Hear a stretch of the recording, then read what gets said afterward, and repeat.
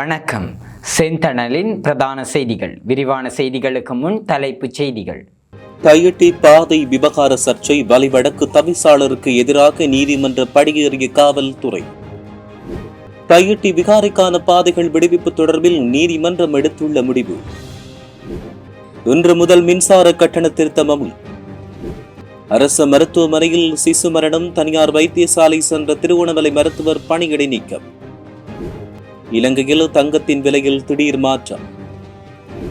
தமிழர் பகுதி வயல்வெளியில் சடலம் மீட்பு, போலீசார் தீவிர விசாரணை.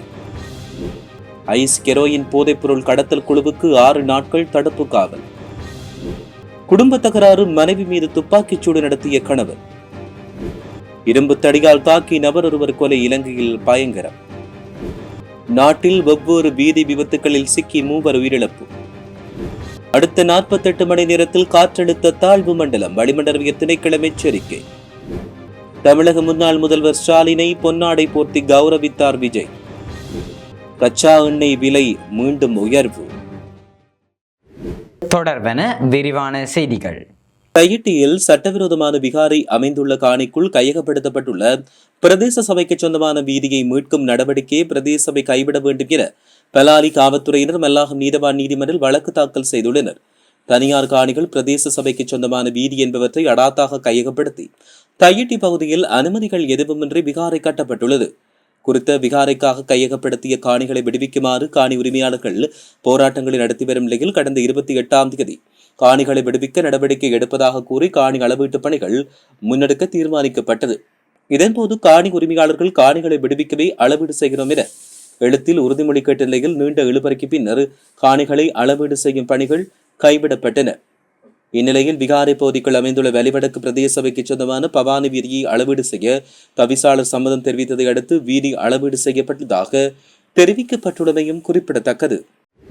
தையிட்டி திஸ்ஸ விகாரைக்காக ஆக்கிரமிக்கப்பட்ட பவானி வீதி தொடர்பான கட்டளை எதிர்வரும் 21ஆம் தேதி மல்லாகம் நீதிமன்றத்தில் வழங்கப்பட உள்ளது. பவானி வீதியை விடுவிப்பதற்கு பிரதேச சபை நடவடிக்கை எடுத்த நிலையில் அந்த முயற்சிக்கு தடை விதிக்குமாறு போலீசாரால் விடுக்கப்பட்ட கோரிக்கை ஏற்பதற்கு நீதிமன்ற மறுப்பு தெரிவித்துள்ளது. இதன்போது போலீசாரால் தாக்கல் செய்யப்பட்ட மனு நீதிமன்றத்தால் நிராகரிக்கப்பட்டுள்ளது. அதன்படி தையிட்டி திஸ்ஸ விகாரைக்காக ஆக்கிரமிக்கப்பட்ட காணிகளில் அண்மையில் அளவீட்டு பணி இடம்பெற்றது. காணிகளின் உரிமையாளர்கள் அந்த முயற்சிக்கு ஒத்துழைப்பு வழங்காத போதிலும் விகாரைக்காக ஆக்கிரமிக்கப்பட்ட பவானி வீதியை தவிசாளர் சுகிர்தன் அடையாளம் காட்டியிருந்தமையும் குறிப்பிடத்தக்கது. 2026ஆம் ஆண்டின் 2ஆம் மற்றும் 3ஆம் காலாண்டுக்கான மின்சார கட்டண திருத்தம் இன்று முதல் நடைமுறைக்கு வருவதாக அறிவிக்கப்பட்டுள்ளது. எரிபொருள் விலை அதிகரிப்பால் மின் உற்பத்தி செலவு உயர்ந்துள்ள போதிலும் அரசாங்கத்தின் விசேட மானியத்தால் பெரும்பாலான நுகர்வோர் பாதிக்கப்பட மாட்டார்கள் என தெரிவிக்கப்பட்டுள்ளது. மின்சார கட்டண அதிகரிப்பால் நுகர்வோர் பெரும் சிரமங்களுக்குள்ளாவதை தடுக்க அரசாங்கம் 15 மில்லியன் ரூபாய் மானியத்தை வழங்க நடவடிக்கை எடுத்துள்ளதாக தெரிவிக்கப்படுகின்றமையும் குறிப்பிடத்தக்கது.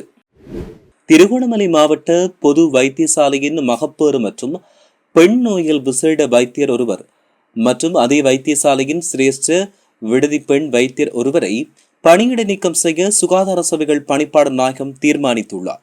கடந்த ஏப்ரல் 9ஆம் தேதி குறித்த வைத்தியசாலை இடம்பெற்ற பிரசவத்தின் போது சிசு மரணமடைந்த சம்பவம் தொடர்பில் அமைச்சால் மேற்கொள்ளப்பட்ட ஆரம்பகட்ட விசாரணையின் அடிப்படையில் இந்த தீர்மானம் மேற்கொள்ளப்பட்டுள்ளது. பிரசவத்தின் பொழுது ஏற்பட்ட சிக்கல் நிலை காரணமாக 2 வைத்தியர்களையும் பிரசவ அறைக்கு வருமாறு கோரி வைத்தியசாலையின் விடுதி பெண் வைத்தியர் 6 முறை தொலைபேசி அழைப்பை ஏற்படுத்திய போதிலும் அவர்கள் அந்த நேரத்தில் அங்கு வரவில்லை என்று குற்றம் சாட்டப்பட்டுள்ளது. இதேவேளை 2 வைத்தியர்களும் அந்த நேரத்தில் தனியார் வைத்தியசாலை ஒன்றில் சிசேரியன் ஒன்றில் ஈடுபட்டதாக சுமத்தப்பட்ட குற்றச்சாட்டு தொடர்பில் சுகாதார அமைச்சு ஆரம்பகட்ட விசாரணைகளை மேற்கொண்டு வருவதாக தெரிவிக்கப்பட்டுள்ளமை குறிப்பிடத்தக்கது.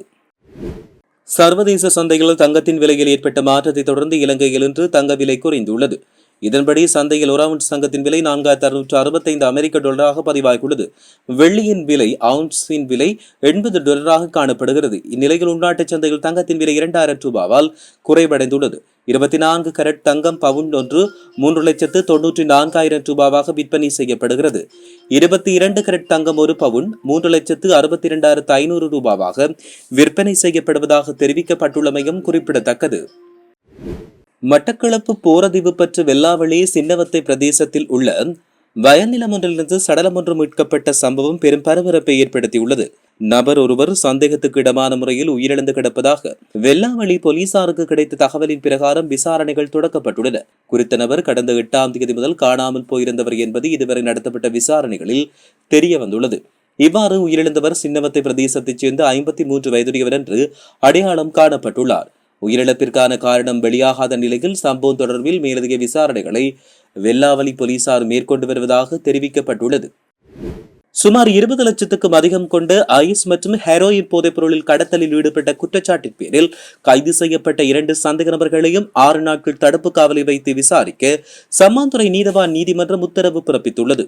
சனிக்கிழமை இரவு அம்பாறை மாவட்டம் காரதீவு போலீஸ் பிரிவுக்குட்பட்ட புறநகர் பகுதியில் உள்ள சந்தேகத்துக்கிடமான வீடொன்றில் இடம்பெற்ற சோதனையின் போது குறித்த 2 சந்தேக நபர்கள் அம்பாறை மாவட்ட ஊழல் தடுப்பு பிரிவின் பொறுப்பதிகாரி போலீஸ் பரிசோதகர் KM பிரியங்கர தலைமையிலான குழுவினரால் கைது செய்யப்பட்டனர்.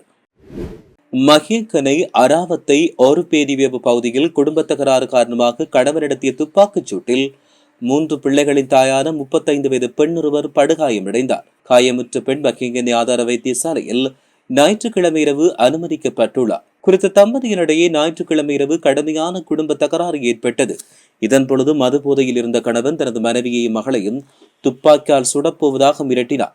எனினும் துப்பாக்கிச் சூட்டுக்கு பயன்படுத்தப்பட்ட ஏர் டிரைவில் துப்பாக்கியையும் அதற்காக பயன்படுத்தப்படும் 77 தோட்டாக்களையும் போலீசார் கைப்பற்றியுள்ளதாக தெரிவிக்கப்படுகின்றமையும் குறிப்பிடத்தக்கது. தலைமறைவாகியுள்ள சந்தேக நபரை தேடி மகேங்கனை போலீசார் மேலதிக விசாரணைகளை மேற்கொண்டு வருவதாக தெரிவிக்கப்பட்டுள்ளமை குறிப்பிடத்தக்கது. எம்பிலிப்பிட்டிய கொடிக்கந்த பகுதியில் இரும்பு தடியால் தாக்கி நபர் ஒருவர் கொலை செய்யப்பட்டுள்ளார். இவ்வாறு உயிரிழந்தவர் கொடிக்கந்தை எம்பிலிப்பிட்டி பகுதியைச் சேர்ந்த 52 வயதுடையவர் என்று தெரிவிக்கப்பட்டுள்ளது. குறித்த நபருக்கு மேலும் இருவருக்கும் இடையில் ஏற்பட்ட தகராறு முற்றியதன் காரணமாக இரும்பு தடியால் தாக்கி கொலை செய்யப்பட்டுள்ளமை முதற்கட்ட விசாரணையில் தெரிய வந்துள்ளது. சந்தேக நபர்களை கைது செய்ய எம்பிலிப்பிட்டிய போலீசார் மேலதிக விசாரணைகளை மேற்கொண்டு வருவதாக தெரிவிக்கப்படுகின்றமையும் குறிப்பிடத்தக்கது. நாட்டின் பல்வேறு பகுதிகளில் இடம்பெற்ற வீதி விபத்துகளில் சிக்கொண்டு 3 உயிரிழந்ததாக போலீசார் தெரிவித்தனர். ஜட்டியாந்தோட்டை போலீஸ் பிரிவுக்குட்பட்ட கற்றன் கொழும்பு வீதியின் கபிலமுல்ல பகுதியில் கரணவெல்ல நோக்கி பயணித்த முச்சக்கர வண்டி ஒன்று எதிரே வந்த பேருந்துடன் மோதி விபத்துக்குள்ளானது. நேற்று காலை இடம்பெற்ற இந்த விபத்தில் முச்சக்கர வண்டியின் ஓட்டுநரும் பின்னால் அமர்ந்து பயணித்த 14 வயது சிறுவனும் படுகாயமற்ற நிலையில் கவர்ல வைத்தியசாலையில் அனுமதிக்கப்பட்டனர். அங்கு சிகிச்சை பலனின்றி 51 வயதுடைய முச்சக்கர வண்டியின் ஓட்டுநர் உயிரிழந்தார். இவர் பரிசல்ல எட்டியாந்தோட்ட பகுதியைச் சேர்ந்தவர் என்று தெரிய வருகிறது. பேருந்து ஓட்டுநர் கைது செய்யப்பட்டுள்ளதாக தெரிய வருகிறது. இதேவேளை நேற்று கேகாலை போலீஸ் பிரிவுக்குட்பட்ட கொழும்பு கண்டு பிரதான வீதியின் பலமான பகுதியில் வேதியோடு நிறுத்தப்பட்ட லொரியொன்றின் பின்னால் முச்சக்கர வண்டி ஒன்று மோதி விபத்துக்குள்ளாகியது. முச்சக்கர வண்டி ஓட்டுநர் கட்டுப்பாட்டை இழந்தமை இதற்கு காரணம் என்று தெரிவிக்கப்பட்டுள்ளது. இதில் படுகாயமடைந்த முச்சக்கர வண்டி ஓட்டுநரும் மற்றொரு நபரும் கேகாலை வைத்தியசாலையில் அனுமதிக்கப்பட்டுள்ள நிலையில் முச்சக்கர வண்டியின் பின்னால் பயணித்த ஹெம்மாதகம வீரக்கொடை பகுதியைச் சேர்ந்த 59 வயதான நபர் உயிரிழந்தார்.